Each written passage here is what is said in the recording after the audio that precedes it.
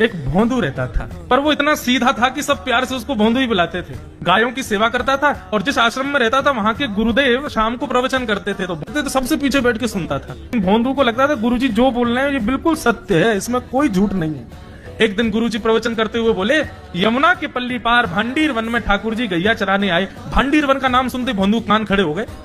Bhandir one तो मैं जाता हूँ गैया लेके, मुझे तो कभी मिले नहीं वहां पे।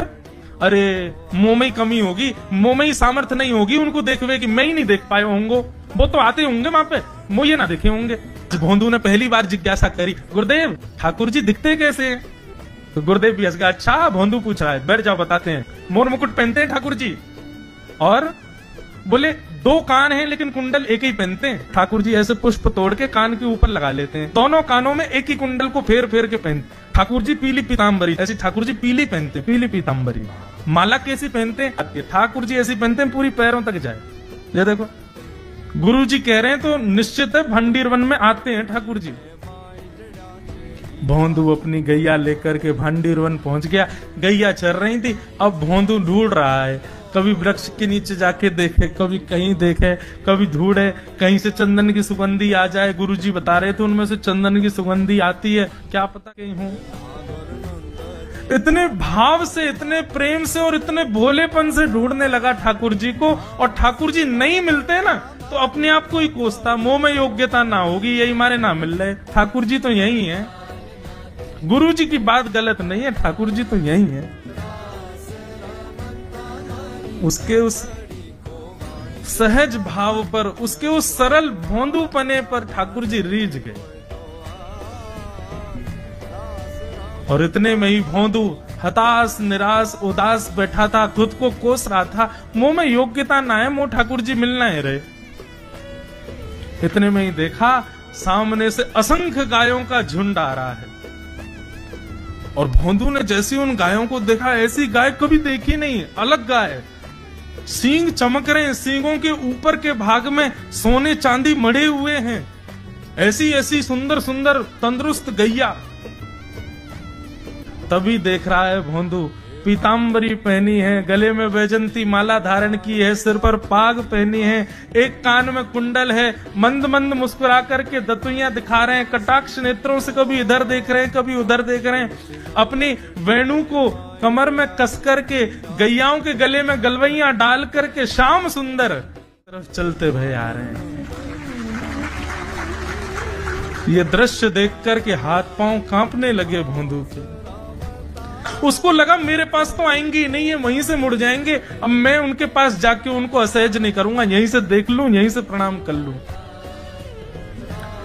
लेकिन जैसे जैसे प्रणाम करके ऊपर देखता, ठाकुर जी और पास आ रहे, और पास आ रहे, और पास आ रहे। जैसे ही ठाकुर जी आकर के बैठे, भोंदू के पास शब्द नहीं है, हाथ पैर कंपित हो रहे हैं, उसको सूझ ही नहीं रहा करूं क्या मैं, इनके लिए क्या बिछाऊं, कहां बैठाऊं। ठाकुर जी ने अपने आप ही भोंदू के गले में हाथ डाली, अरे तेरा नाम कहा है? जैसे ही ठाकुर जी ने नाम पूछा, भोंदू अपना ही नाम भूल गया, बोले मुझे याद ही नहीं मेरा नाम क्या है, पर प्रेम से सब लोग मुझे भोंदू बुलाते हैं। अब तो भोंदू नाम सुनते ही ठाकुर जी ताली दे दे के हंसने लगे, तेरा नाम भोंदू है? बोले हाँ मेरा नाम भोंदू है। और ठाकुर जी आपको अच्छा लगा? बोले हाँ बहुत अच्छा लगा। आपको नाम कहा है? ठाकुर जी बोले तुम वो ना जाने? बोले जानू तो ना हूं, लेकिन गुरु जी ने जैसा रूप बताया वैसा ही है आपको। तो आप कहीं नंद नंदन तो नहीं हो? नंद नंदन नहीं हूँ, यशोदा जी को लाला, नंद जी को लाला। भोंदू बोलो जय हो भगवान, आज आपके दर्शन है गए। गुरु जी और सब बालकन को तो आप शायद रोज ही मिलते होंगे, लेकिन मैं ही अभागो, मुंह को आप आज ही मिले हो। ठाकुर जी बोले अब चल बात मत बनावे, जल्दी कछु खवा, मुंह को भूख लग रही है। भोंदू एक कपड़े में रोटी बांध के उसमें मिर्च और गुड़ रख करके लेके गया।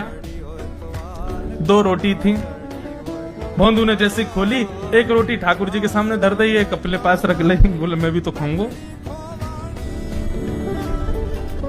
ठाकुर जी ने बढ़िया रोटी ऐसे घुमाई और प्रेम से गुड़ खामे और रोटी पान लगे प्रेम से, और ठाकुर जी तो चप चप करके नेक देर में पा गए। भोंदू तो भूल ही गयो, मुख खानो भी वो ठाकुर जी को ही देख रहा है।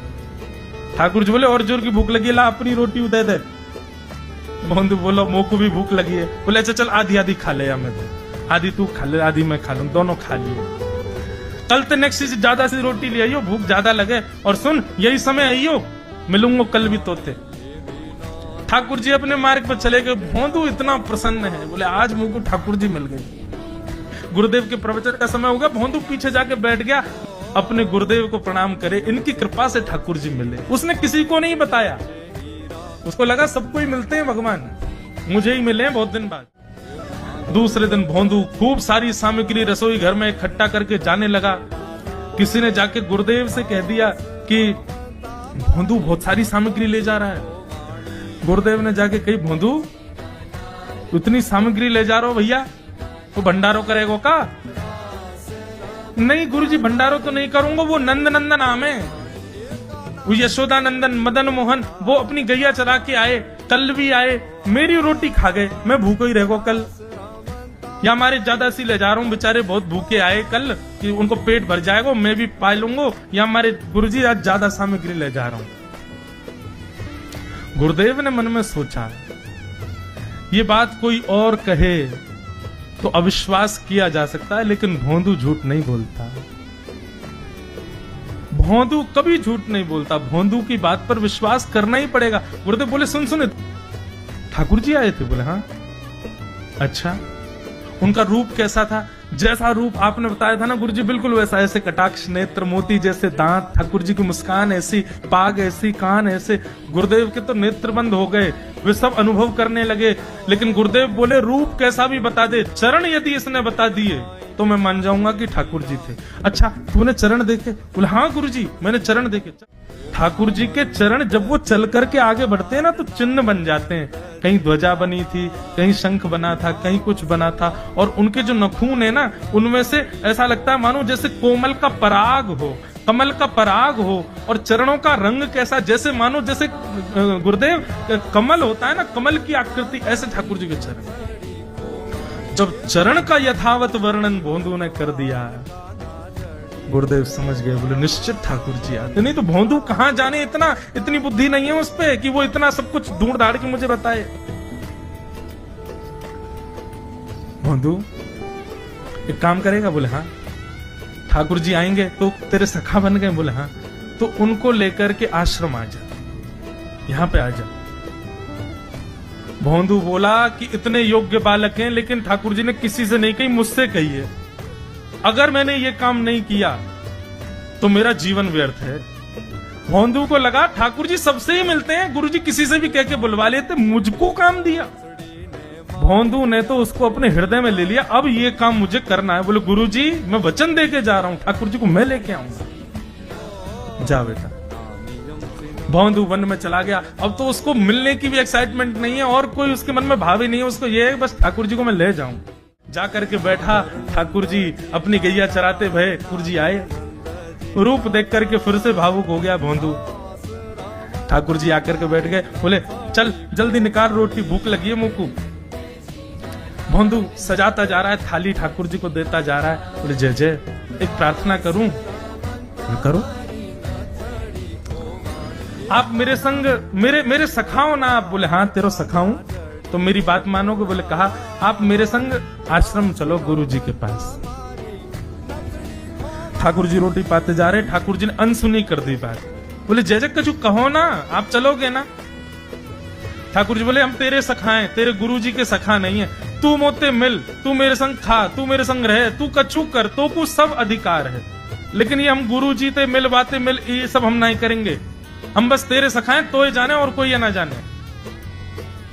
ए जय जय ऐसा मत कहो ना, वे नहीं बताते तो मैं तो आपको देख ही नहीं पाता, मैं तो आपको जानता ही ना हूं। उनने ही तो मुझको बताई कि आप भंडीर बनाते हो, आपका रूप ऐसा है, उनने कृपा करके मुझको आपसे मिलवाए हो, वही हमारी मित्रता के मूल आधार है, उनसे तो मिलवे चलो ना। ठाकुर जी बोले देख ज्यादा जिद मत करे, हमने तो उसे एक बार कह दी हम नहीं जाएंगे नहीं जाएंगे नहीं जाएंगे। ठाकुर जी रोटी पा रहे थे तो भोंदू ने हाथ से रोटी, ठाकुर जी बोले मैं तो ना जाऊंगा, मैं तो तेरे पास ही रहूंगा। बोले तुम मत जाओ मैं जा रहा हूं। कि जाने लगा वापस। भोंदू,